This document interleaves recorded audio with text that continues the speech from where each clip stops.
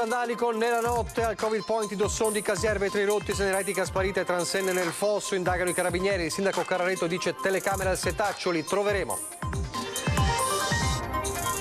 Da un lato le lunghe file per i tamponi, dall'altro l'open day vaccinale per i più piccoli a San Vendemiano, i 2 volti del rientro in classe nella Marca Trevigiana. L'US 2 intanto lancia il progetto Scuola, potenzieremo la rete di testing, dice Benazzi. Lezione al via nel caos tra insegnanti e personale. ATA assente 1 su 10 per quarantena o mancata vaccinazione. Intanto la DAD dei non vaccinati rischia di mettere i presidi in situazioni difficili per quanto riguarda la privacy. L'ordinanza del Ministero della Salute per i mezzi pubblici, scatta la deroga per motivi di studio. Fino al 10 febbraio basterà il Green Pass base e non quello rafforzato. Ladri in azione, a Silea, paura per una mamma con la figlia piccola, i banditi entrano in casa e razziano gioielli. La donna racconta: pensavo fossero in camera, ho gridato fingendo di avere un'arma.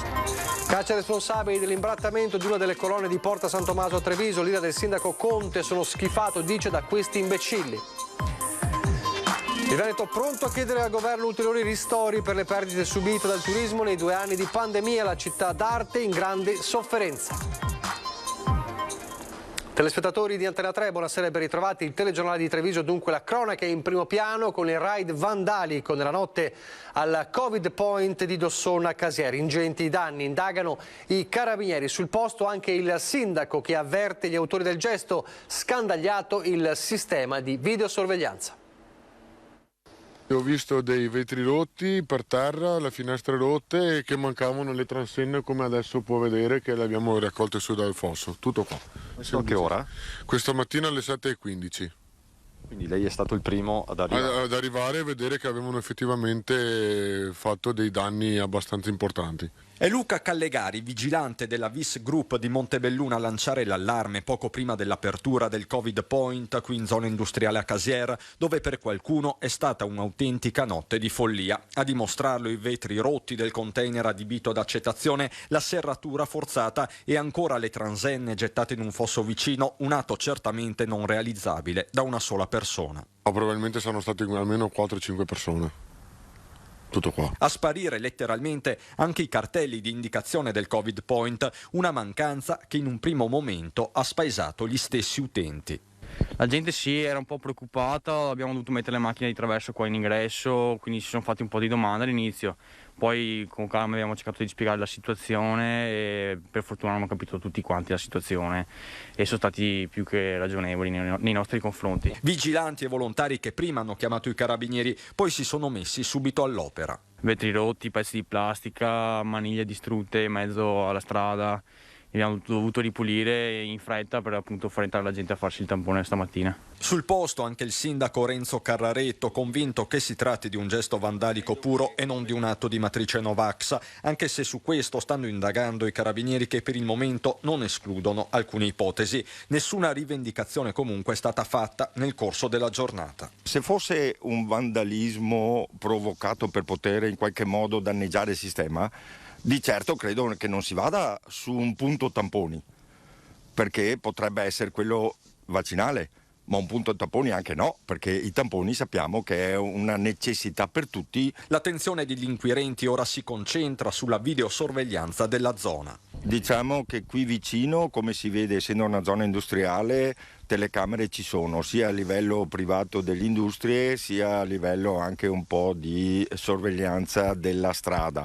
E dunque adesso cercheremo di appurare il tutto e vedere se riusciamo a capire i movimenti che ci sono stati questa notte. Primo cittadino che si rivolge anche agli autori e già studia una possibile sanzione. Ripristinare quello che si rompe e che rompono, andare a ripristinarlo, ma con mani, non con mezzi o con attrezzatura, ma con le mani stesse. Andare a ripristinare e metterci anche qualche soldino per ripristinare, così si fa presto a capire la fatica per mantenere l'ordine che c'è.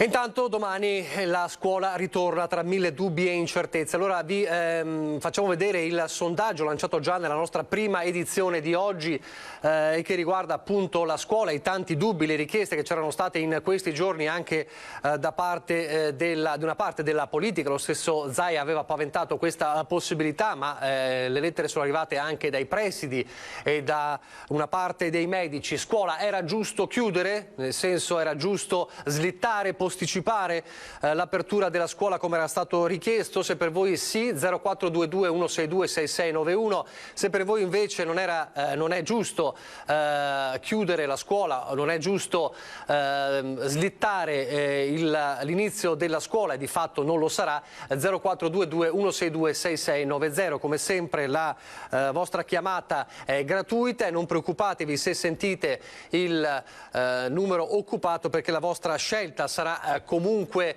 recepita dal computer che elabora le vostre chiamate. L'esito di questo vostro sondaggio, di questo sondaggio che abbiamo lanciato, continuerà nel corso della puntata di domani, della prima edizione, nel corso dei telegiornali, e poi l'esito finale ci sarà a Ring domani sera nella trasmissione che vedrà tra i suoi temi principali evidentemente la scuola.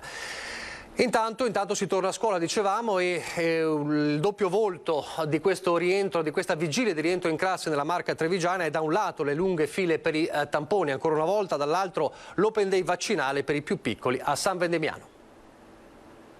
Mi ha fatto un po' male, ma non così tanto. Soddisfatto? Sì, tanto.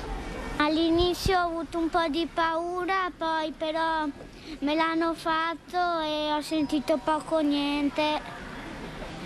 Ma comunque l'importante è che l'ho fatto. E domani si ritorna a scuola? Sì, è una bella cosa perché a me piace andare a scuola. Mostrano con orgoglio il loro attestato di coraggio i piccoli trevigiani che in mattinata sono stati vaccinati per la prima volta al Lab di San Vendemiano, polo scelto dall'ULSS 2 Marca Trevigiana per l'Open Day dedicato alla fascia d'età tra i 5 e gli 11 anni. Tanti bambine e bambini accompagnati da genitori che hanno fatto la loro scelta quasi mai a cuor leggero. Prima di tutto l'ho fatto per metterle in sicurezza, prima di tutto, poi speriamo che questo aiuti a prevenire questo momentaccio, chiamiamolo così, soprattutto per i bambini che ci stanno rimettendo tantissimo a livello scolastico. Per me sembrava giusta per il contatto con noi, con i suoi compagni, che vada sicura all'asilo, perché va all'asilo, e anche dare a fare attività sportiva, danza, sia sicura per lei e anche per gli altri bambini. Così sono più sicuri loro, anche noi abbiamo la possibilità di poter andare avanti con le nostre cose e loro con la loro scuola non dover saltare scuola e portare avanti la loro istruzione nel modo più giusto. In campo anche i pediatri di libera scelta, mobilitati da tempo. Per loro la vaccinazione è l'unica strada per evitare complicanze di fronte a un contagio comunque dilagante. È stato visto che aumentando l'incidenza dei casi di bambini con Covid aumenta anche il rischio di bambini che poi possono avere complicazioni legate alla malattia. Quindi io credo che sia fondamentale, perché se aumenta tantissimo da un punto di vista statistico, se il numero di contagiati, soprattutto nei bambini, aumentano anche i fattori di rischio per i bambini che sono più fragili, ma anche per quelli che non lo sono, anche per bambini sani che possono avere ricoveri in ospedale con complicazioni. L'altra faccia del rientro in classe sono le lunghe code che si sono formate ai punti tampone, come in zona ex dogana Treviso con il solito serpentone in San Giuseppe, o alla zoppa Sarena di Conegliano, dove a metà mattina sono intervenute le forze dell'ordine per decongestionare i flussi, opera di tracciamento che si prepara forse a uno dei mesi più duri dall'inizio della pandemia. E dunque una scuola che parte domani tra mille incertezze. Pesa l'assenza di insegnanti e personale ATA per quarantene oppure per mancata vaccinazione. Intanto la DAD per non vaccinati prevista dal decreto per medie e superiori rischia di mettere i presidi in una situazione molto difficile su un fronte delicato come quello della privacy. Se noi non riusciamo a creare una situazione di tranquillità, di continuità di gestione, banalmente anche il fatto di avere tanti supplenti chiaramente interrompe la continuità didattica. Sì, si sta in classe, ma che didattica si fa? Ecco, questa è un po' la preoccupazione principale. Il timore è questo: a poche ore dalla campanella il ritorno a scuola sarà un tour de force per tutti e rischia di colpire l'istruzione nel suo bene primario, la didattica. Tanti gli ordini di problemi. Il primo, il più concreto, è quello della carenza di docenti e personale ATA per quarantene o mancata vaccinazione. Lezioni che rischiano di saltare, scuole che rischiano di non aprire perché manca letteralmente la bidella che apre i cancelli. La cifra regionale di partenza è già inquietante, un operatore su 10 non ci sarà. Possiamo stimare che minimo avremo 8.000 sostituzioni da fare. Ci sono scuole che già ci hanno segnalato invece situazioni molto più pesanti, quindi con assenze che arrivano in alcuni casi anche a qualche punta del 30%. Allora voi capite che è problematico quando hai il 30% di assenze. E poi la gestione delle nuove norme del decreto. Martedì un vertice proprio della dirigenza scolastica regionale con i presidi. Sul piatto c'è la casistica che preoccupa di più. L'ipotesi di 2 positivi in classe nelle medie o nelle superiori che fa scattare la contestata DAD dei non vaccinati. L'accertamento di questa situazione da un'ultima circolare sembra messo in capo ai dirigenti scolastici. Io ho qualche dubbio, ci sono dei profili di privacy molto delicati da gestire. Il rischio è di fare un trattamento non autorizzato dei dati personali, cioè al di là di quello che la norma strettamente prevede, che ci possano essere esposti al garante della privacy, che ovviamente poi è deputato nel caso di violazioni a erogare delle multe, che sono delle multe anche molto consistenti. Ecco, quindi bisogna perimetrare bene quello che è l'ambito dei poteri che i dirigenti scolastici hanno, e questo servirà soprattutto l'incontro che faremo.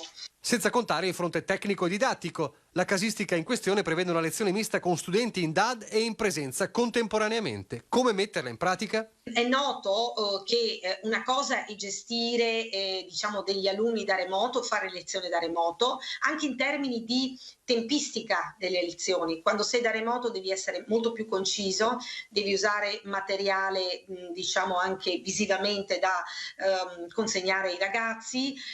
Quando sei in presenza cambia proprio il setting d'aula, quindi è difficilissimo gestire dal punto di vista didattico parte degli alunni da remoto, parte in presenza. L'appello della dirigente scolastica regionale ai genitori è chiaro: vaccinare i propri figli fidandosi della scienza, collaborare e non contrastare, e non ultimo essere vigili. Tenersi molto informati, di guardare le comunicazioni, il registro di classe, perché purtroppo per forza di cose i dirigenti potranno essere messi nella situazione di dover dare comunicazioni molto rapide.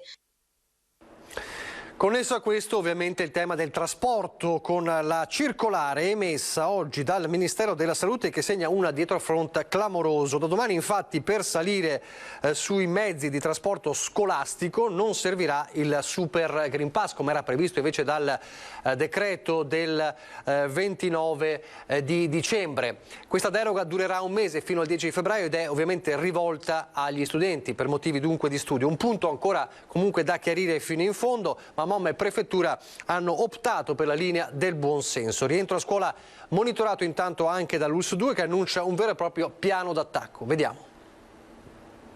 Lancia il progetto scuola Francesco Benazzi alla vigilia di un rientro in classe mai così controverso e carico di interrogativi. Da domani si riparte di fatto da capo, le quarantene a centinaia prima di Natale si sono nel frattempo azzerate e solo a metà settimana si potrà capire che aria tira. Nel frattempo ci si organizza su 2 fronti, da un lato programmando fin da ora campagne di testing dedicate ai singoli istituti, a ciascuno sarà affidato un Covid point di riferimento, dall'altro portando a regime la sperimentazione avviata a Zero Branco con i tamponi effettuati in municipio sugli studenti delle scuole in quarantena del territorio comunale. La stragrande maggioranza dei comuni della Marca ha dato la propria disponibilità e il dottor Roberto Rigoli sta tirando le file, e questo nelle ore in cui il sistema delle farmacie trevigiane ha superato il 1 milione di test rapidi. Ma essere mobilitata non è solo la macchina sanitaria, è stata l'ennesima domenica di lavoro anche per MOM, la società dei trasporti di Marca, alle prese con la nuova ordinanza emessa alle 11 del mattino da Roberto Speranza e che da una primissima lettura sembrava dedicata soltanto alle isole minori, e invece al secondo comma la sorpresa valida per tutti i territori, con il Ministero che consente agli studenti di scuola primaria, secondaria di primo grado e secondo grado di accedere ai mezzi di trasporto scolastico anche senza Super Green Pass, e questo fino al 10 di febbraio. Si è così tirata una linea netta sull'ultimo decreto che parlava di un obbligo generalizzato per tutti i passeggeri over 12 proprio dal 10 di gennaio. Certo, l'espressione usata, ovvero trasporto scolastico, è a sua volta criptica. Spesso, anche nel recente passato, ha indicato solo gli scuolabus. Alla fine si è optato per una linea comune, seppure provvisoria. Noi ci dobbiamo organizzare per domani mattina, che avevamo già in qualche modo pensato come fare, adesso in questo momento dobbiamo rivedere un po' tutto. Personalmente ho scritto al prefetto, perché ovviamente è l'organismo che ha la possibilità di decidere e dare indicazioni, e sembra che la disposizione del comma 2 sia l'interpretazione estensiva anche per i prefetti del Veneto. Interpretazione estensiva che c'è stata confermata anche dal prefetto Maria Rosaria Laganà, che parla di buon senso pur riservandosi tutti gli approfondimenti del caso. Sono sconcertato di situazioni che vengono propinate all'ultimo secondo e che non permettono alle aziende come la mia di organizzarsi nel modo corretto. E poi c'è, a proposito del decreto, l'obbligo vaccinale over 50. Oggi il commissario straordinario Figliuolo ha detto che ci saranno finestre straordinarie con apertura degli hub anche di notte per consentire la vaccinazione degli over 50. Bisogna ovviamente convincerli e intanto però il dibattito resta sulla obbligatorietà del vaccino per gli over 50. Sentite i trevigiani. L'obbligatorietà nell'ambito vaccini non la vedo una cosa molto illuminata. Sull'obbligatorietà è difficile decidere, perché chi non vuole farlo non lo fa neanche con l'obbligo, troverà i suoi escamotage per non farlo. È giusto per tutti, se serve per la salute di tutti, insomma direi proprio di sì. Giustissimo, anzi per tutti quanti. È giusto per tutti. Con il vaccino sono d'accordo perfettamente, la terza dose, tutto sono d'accordo, li ho fatti, ma l'obbligo no. Sì, giustissimo, non vedo controindicazioni, diciamo, anzi, a maggior ragione, ecco.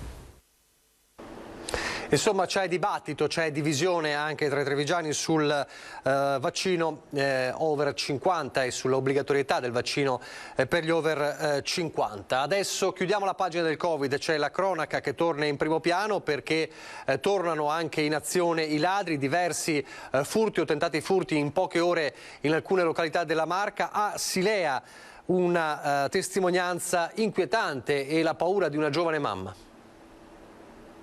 Ho dormito, dopo ci ho messo un pochettino, ma ovviamente tenere gli occhi aperti e sapere che in quella stanza sono entrate delle persone che non sai chi sono, non ti fa dormire tranquillo sicuramente. È stata una notte insonne per una giovane coppia residente in via Malviste a Cendon di Silea, dove a interrompere e costringere alla fuga i ladri è stato con ogni probabilità l'arrivo in auto della proprietaria di casa verso le 18:30 di rientro da un pomeriggio di spesa. A indicare il passaggio dei ladri inizialmente sono le finestre aperte in cucina e in bagno al piano terra, ma il momento di maggiore tensione è quando la donna decide di salire le scale fingendo di avere delle armi in casa. C'era mia zia insieme alla mia bambina di 3 anni e mezzo. Ho inscenato praticamente una sorta di spavento, ho cercato di spaventarli in qualche modo per capire se ancora c'era qualcuno all'interno dell'abitazione, ma non ho sentito alcun rumore, al che sono salita al piano di sopra e lì ovviamente ho trovato la sorpresa in camera e ho trovato un quadro smontato, quindi tolto dalla parete, dove presumo pensassero ci fosse una cassaforte. Un portagioielli, un portagioia aperto dove hanno portato via 3 anelli d'oro. Immediata la segnalazione ai carabinieri, nel frattempo arriva anche il compagno che accanto ad un parente cerca di capirne un po' di più. Abbiamo fatto un giro esterno della casa dove si vedono proprio le impronte che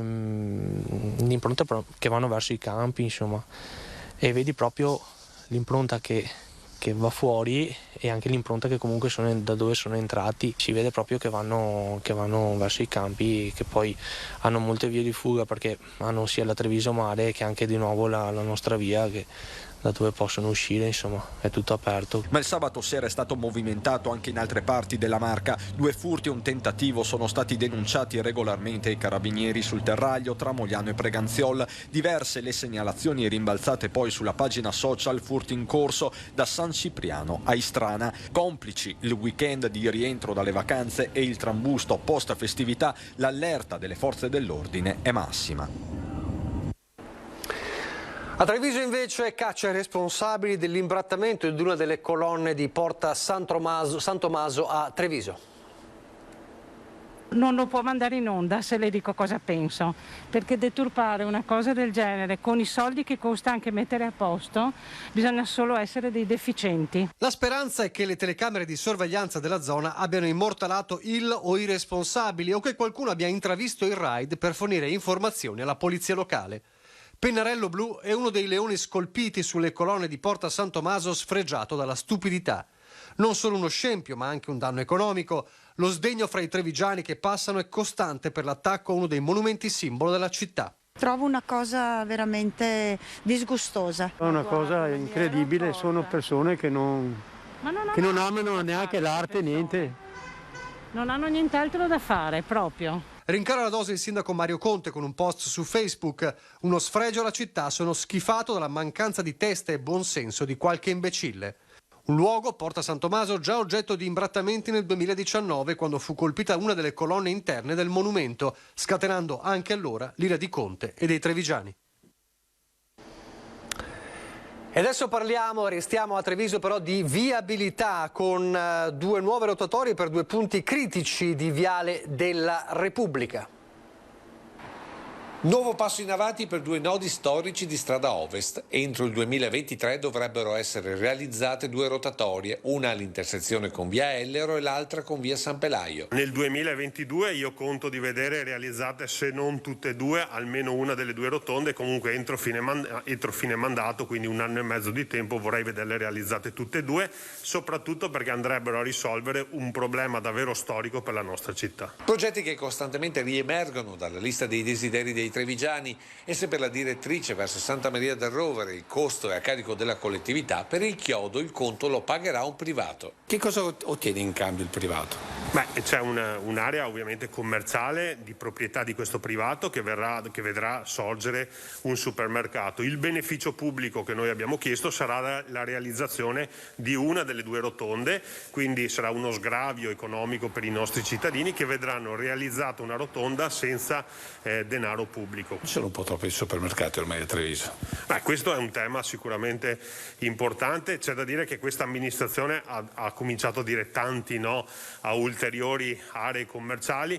Molte volte sono diritti acquisiti anche 10, 15 o 20 anni fa, e quindi è difficile interrompere un iter burocratico quando un privato ha il diritto di poter costruire. C'è da chiedersi se veramente abbia ancora un senso un nuovo supermercato, se magari si poteva cercare un'ulteriore mediazione, magari puntando ad una permuta con aree già cementate. Dal canto suo però il sindaco sottolinea: noi cerchiamo di tutelare il negozio di vicinato, cerchiamo di tutelare le botteghe, talvolta non ci si riesce, e quando non si può fermare tanto vale ottenere del beneficio pubblico, come in questo caso una rotonda in Viale della Repubblica. E il nuovo capannone lungo strada ovest non sarà un caso isolato. Zone come ad esempio l'area tra la rotatoria dell'ospedale e il prospettato imbocco del Terraglio Est avrebbero già la spada di Damocle di un discreto numero di metri quadri già destinate a nuove edificazioni. Sempre che da Casugano non parta sin d'ora un'attività diciamo così persuasiva per deviare verso rigenerazioni le attualmente inevitabili nuove cementificazioni. A proposito di rigenerazione, a proposito di Mario Conte, il sindaco di Treviso è stato capofila in questi giorni come presidente di ANCI Veneto della battaglia, della protesta dei sindaci veneti per l'esclusione dei fondi di rigenerazione urbana. È arrivata un'interrogazione parlamentare al Ministro delle Finanze e a quello dell'Interno proprio su questo tema da parte di un parlamentare del Carroccio trevigiano. Mancati fondi del PNRR ai comuni del nord, ora si stanno muovendo i nostri parlamentari. Dopo la denuncia del sindaco di Treviso e presidente ANCI Veneto Mario Conte, con relativa minaccia di portare le fasce dei primi cittadini a Roma, dal deputato Giuseppe Paolin è stata presentata un'interrogazione con risposta in commissione rivolta al Ministro delle Finanze e a quello dell'Interno. Già il Sud beneficia del 40% dei fondi che sono assegnati. Il 60% è assegnato con dei parametri che penalizza il Nord, cioè difatti lo dicono i numeri, su 2.327 progetti, 541 non sono finanziati, 186 sono veneti. Nell'interrogazione, tra l'altro, si chiede anche se tra i comuni finanziati ci siano chi è in dissesto economico, ma soprattutto si punta a cambiare i parametri che hanno permesso il prevalere dei comuni del Mezzogiorno. il potenziale disagio economico, il potenziale disagio assistenziale, famiglie con più di 6 componenti o tra i 15 e i 29 anni chi è senza lavoro e non studia. Ecco, con tutti questi parametri o con solo questi parametri il Sud resterà sempre avvantaggiato. Del resto, sottolinea l'onorevole Paolin. Ricordiamo che questi soldi andranno restituiti, quindi i territori che li riceveranno dovranno in percentuale restituirli, quindi faccio memoria, il Sud ha problemi enormi sul intercettare finanziamenti europei. Adesso mi chiedo come farà a rendicontare, a richiedere questi finanziamenti che hanno parametri ancora più stringenti. Quindi secondo me bisogna dedicarci del tempo e rivedere un po' tutto. E l'interrogazione dell'onorevole Paolin è solo la prima di una serie di azioni previste dai parlamentari veneti. Me ne sono occupato per primo, ma dietro ci sono tutti i parlamentari. Il turismo veneto invece chiede nuovi ristori al governo, sono soprattutto le città d'arte ad essere in crisi.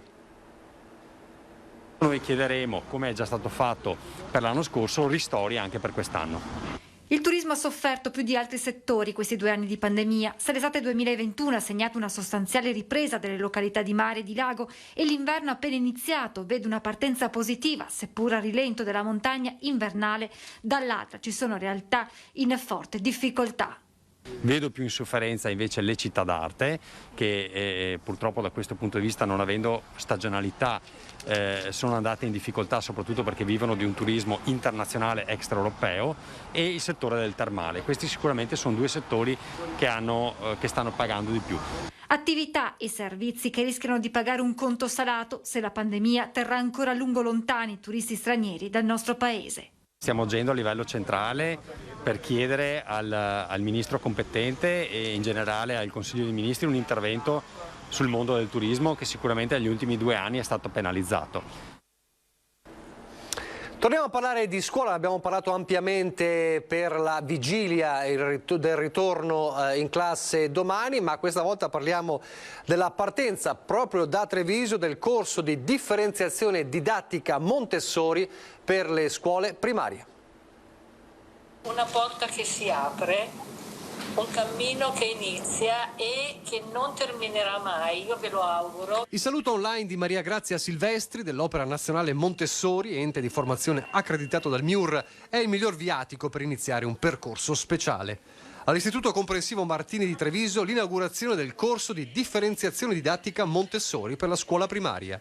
Obiettivo: formare insegnanti pronti a cambiare sistema di relazione e didattica con gli alunni. Una destrutturazione dell'insegnante per insegnare in maniera diversa, rispettando le indicazioni di Maria Montessori. Il bambino è proprio al centro, con i suoi ritmi, i suoi tempi, ed è da lui che dobbiamo capire come partire per come fare. Si impara intanto nella prima parte, che è quella teorica, tutta la teoria del metodo, quindi i fondamenti, come Maria Montessori ha ideato la sua pedagogia, questa didattica applicata in primis alle case dei bambini e poi alle scuole primarie, una didattica che prevede l'uso di materiali scientifici appositamente studiati da lei e ideati, che sono offerti a libera scelta al bambino. I materiali, coprono tutti quelli che sono gli ambiti di studio, per cui si parte dal linguaggio, poi c'è la matematica, la geometria, l'educazione cosmica, la botanica, la zoologia, ma anche l'educazione musicale, l'educazione artistica,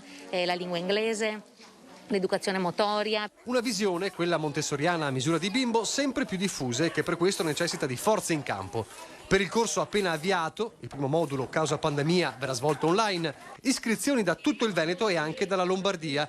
Tutte le informazioni nel sito dell'Associazione Montessori Treviso. Sarà un corso che dura 550 ore, quindi circa 1 anno e mezzo, e sarà itinerante. Iniziamo a Treviso, poi andremo a Venezia a fare un modulo del linguaggio e poi a Mogliano Veneto, perché sono 3 scuole che noi negli anni abbiamo sostenuto per quanto riguarda l'apertura e anche poi l'applicazione pratica di questa differenziazione didattica Montessori. Tempi difficili per la didattica e allora un nuovo modo di insegnare forse può venire in aiuto dei piccoli alunni. Maria Montessori diceva che nel bambino si forma l'uomo, e di uomini nuovi in questo periodo credo ce ne sia proprio bisogno. Siamo in chiusura, la Epifania è passata ma è aperta fino al 16 gennaio la mostra dei presepi, molto suggestiva, allestita nella chiesa antica di San Cipriano di Roncade e raccontata nel prossimo servizio dall'assessore di Roncade Loredana Crosato e da Paolo Giacometti, presidente della Proloco di Roncade. Con questo servizio e queste immagini ci salutiamo e vi lascio al meteo. Arrivederci.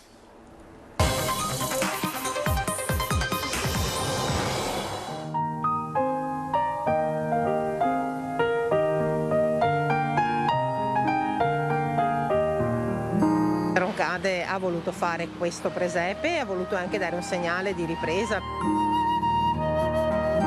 Il messaggio che vogliamo dare è che la nascita di Gesù avviene nella quotidianità di tutti i giorni.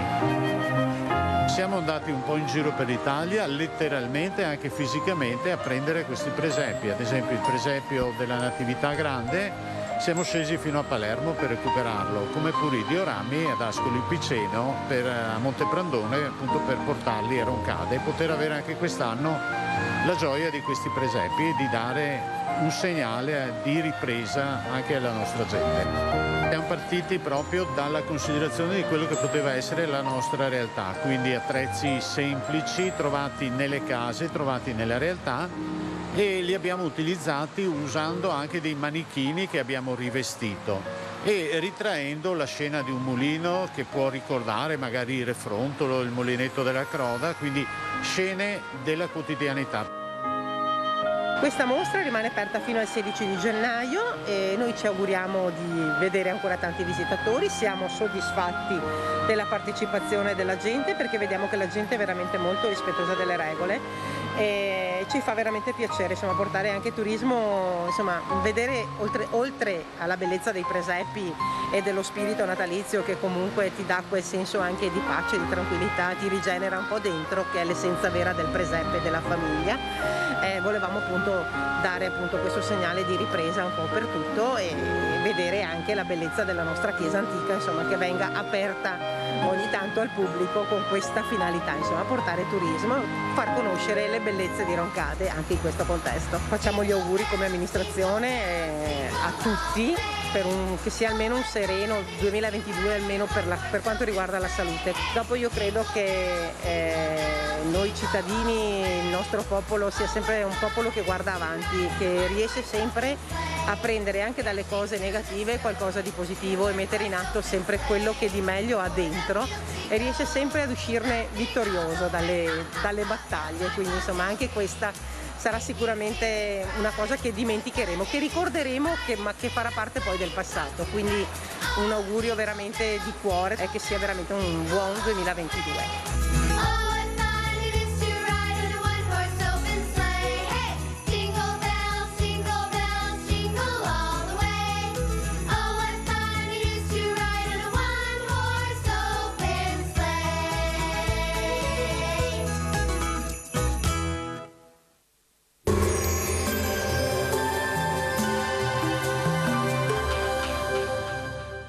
Aglio bianco Polesano DOP, oro bianco del Polesine, prezioso alleato della salute con uniche e molteplici proprietà.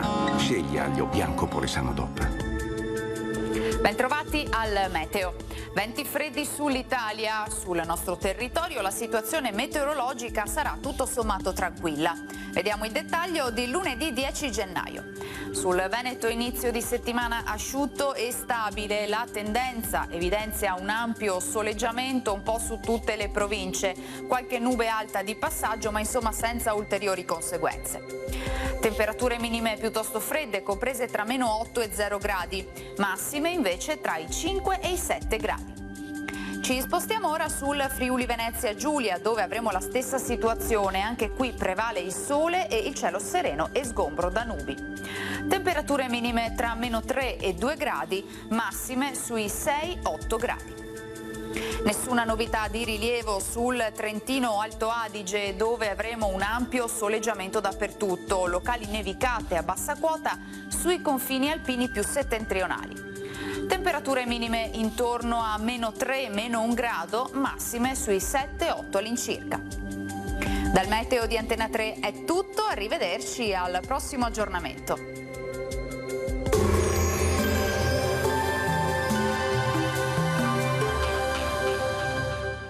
Aglio bianco Polesano DOP. Oro bianco del Polesine, prezioso alleato della salute con uniche e molteplici proprietà. Scegli aglio bianco Polesano DOP.